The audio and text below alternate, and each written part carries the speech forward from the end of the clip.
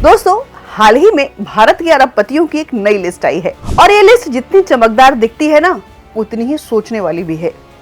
क्योंकि एक तरफ अरबपतियों की गिनती तेजी से बढ़ रही है और दूसरी तरफ एक सवाल मन में उठता है कि अमीरी आखिर बढ़ किसकी रही है, देश की या कुछ चुनिंदा लोगों की।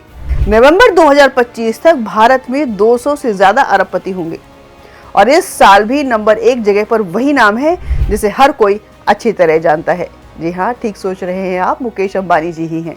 और भारत दुनिया में तीसरे नंबर पर है। तो ये सुनकर लगता है कि वाह, भारत तरक्की तो कर रहा है। लेकिन इसका मतलब ये नहीं है कि हर भारतीय की जेब भी खिल उठी हो, क्योंकि अरबपति बढ़ने का सबसे बड़ा कारण होता है कंपनी की वैल्यू बढ़ना, शेयर मार्केट का चढ़ना, और जो लोग इन कंपनियों को ओन करते हैं उनकी नेटवर्थ सीधा आसमान पर पहुंचती है। तो अब इनइक्वालिटी की सबसे साफ तस्वीर यह है कि भारत की कुल संपत्ति में से टॉप 1% लोग लगभग 40% संपत्ति रखते हैं और वहीं नीचे के 50% लोगों के पास सिर्फ 13%। मतलब एक तरफ कुछ लोग हैं जिनके लिए अरब एक सामान्य संख्या है, तो दूसरी तरफ लाखों करोड़ों लोग ऐसे भी हैं जो बस ये सोचते हैं कि बस किसी तरह गुजारा हो जाए। देखिए, अरबपतियों की बढ़ती संख्या बुरी बात नहीं है, क्योंकि ये लोग नौकरियां देते हैं, उद्योग बढ़ाते हैं और देश की फाइनेंशियल हेल्थ को स्ट्रॉन्ग करते हैं।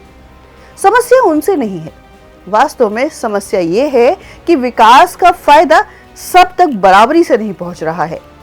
जहां भारत के सिर्फ 2 बड़े बिजनेसमैन यानी अंबानी और अडानी दोनों की कुल संपत्ति मिलाकर करीब 200 अरब डॉलर है और ये रकम इतनी है कि कई करोड़ भारतीयों की कुल संपत्ति भी शायद इसके आसपास न पहुंचे।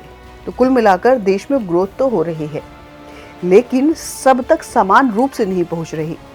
कुछ सेक्टर्स जैसे एनर्जी, टेक, फार्मा बहुत तेजी से ऊपर जा रहे हैं, लेकिन आम लोगों की इनकम उतनी तेजी से ग्रो नहीं हो पा रही। मतलब अगर सीधे शब्दों में बोलूं तो देश आगे तो बढ़ रहा है, लेकिन इसमें सबकी स्पीड एक जैसी नहीं है।